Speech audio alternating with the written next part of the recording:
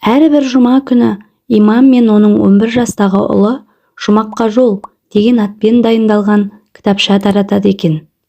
Осындай күндердің бірінде тосыннан күн суытып, қатты жауын жауады. Барынша жылы киінген ұлы «Әке, мен дайынмын» деді. «Балам, бүгін ауа райы мәз емес, үйде қалғанымыз дұрыс болар.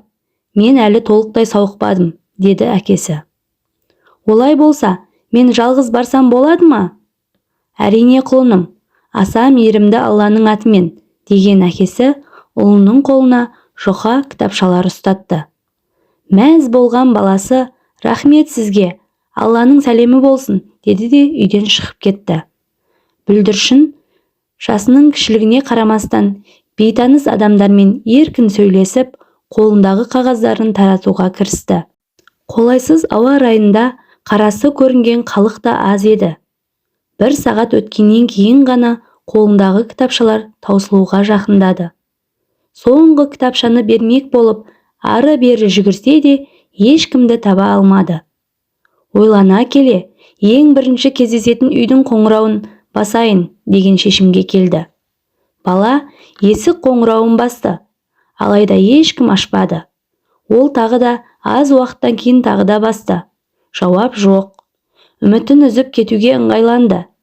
Бір-екі қадам басқаннан кейін қайта бұрылып, есік қоңырауына қол созды. Бұл жолы есік ақырын ғана ашылды. Табалдырықтан жасы үлкен әйел көрінді. Көңіл күйі жоқ екен. «Балақай, мен саған көмектесе аламын ба?» деді. Бала оның көзіне мейіріммен қарады да күлімсіреді. «Мазалағаным үшін кешіріңізші. Мен Алла тағаланың сізді жақсы көретінін және сізге қамқор екенін айтқым келген. Мына кітапты ұсынайын деп есік қағып едім. Сіз бұл кітапша арқылы Алла тағаламен жақынырақ танысып, өмірдің мәнін түсінуге мүмкіндік аласыз». Әйел әлсіз үнімен «Рахмет саған, балам» деді. Бір аптадан кейін имам жергілікті мешітте дәріс оқиды. Аяқталғаннан кейін «Сіздерде сұрақ бар ма? Немесе айтарларыңыз болса мархабат» деді. Сонда әйелдер бөлмесі жақтан дауыс шықты. «Сіз мені танымайсыз. Бұрын-соңды мұнда келмедім. Тіпті өткен жұмаға дейін мұсылман да емес едім. Ислам туралы ештеңе білмейтінмін. Мұндай жағдайға тап боламын деп ешқашан ойламаппын. Бірнеше ай бұрын жолдасым қайтыс болып, жалғыз қалдым.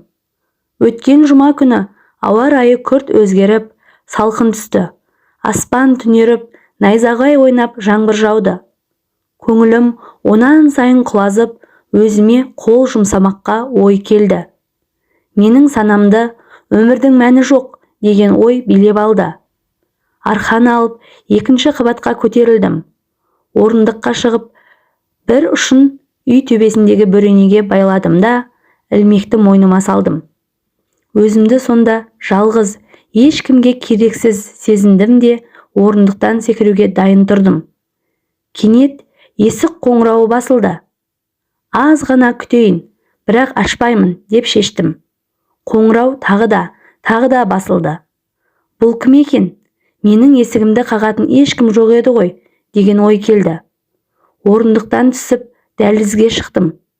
Есікті ашқанда, көз алдымда күлімсіреген, жүзі нұрлы бала тұрды. Бүлдіршіннің сөздері жүрегімді жібітіп жіберді. Мен Алла тағаланың сізді жақсы көретінін және сізге қамқор екенін айтқым келген, деп қолыма «Жұмаққа жол» деп жазылған кітапшаны ұсынды да кетіп қалды. Орындыққа отырдым да, әлгі кітапшадағы әрбір сөзді мұқият оқуға кірістім. Кейіннен жоғарыға көтеріліп, орындық пен арқанды жинап тастадым. Енді олар маған керек емес. Мінекей, сіздер мені аман сау әрі бақытты қалпымда көріп тұрсыздар. Ақиқатқа жүрегімді ашқан Аллаға сансыз мақтаулар болсын. Мешіт мекенжайы кітапша артында көрсетілген соң, осында келдім. Сіздерге өмірімді өзгерткен оқиғаны айтып, Алла тағала дер кезінде жіберген балақайға да алғыс білдіргім келді. Әйелдің әңгімесін естігенде көзіне жас алмаған адам болмады. Әкесі ұлының жанына келді де қапсыра құшақтап маңдайынан сүйді.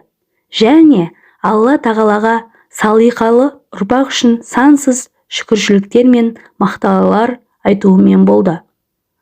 Қандай ғибратты оқиға! Алла тағала сіз бен бізге иман деген ұлы байлығын сыйлады. Ал біз келесі бір адамның бақыт табуына себепші болуымыз мүмкін екен. Бар болғаны бір-екі ауыз сөз және ізгі ниет. Келесі бір алар ғибратымыз сабырлылық қасиетінің серік ету. Әлемнің бұрыш-бұрышында бір сәттік қиындық, бір мезеттік сынақ, жалғыздық үшін арқанға қол созатындар қатары көбейіп келеді. Алайда ақиқат және Аллаға, ақиретке деген сенім кез келген қиындыққа төтеп беруге күш беріп, бақытты ғұмыр негізіне айналады. Өмірде болған бұл оқиға осы кісілерге сабақ болса екен дейміз және Алладан тура жол беруін сұраймыз. Әңгіме әлеуметтік желіден алынды. Каналыма тіркеліп, әсерлі ой түрткі әңгімелерді тыңдай жүріңіз. Ұнаса лайк, комментарий басуды ұмытпаңыз.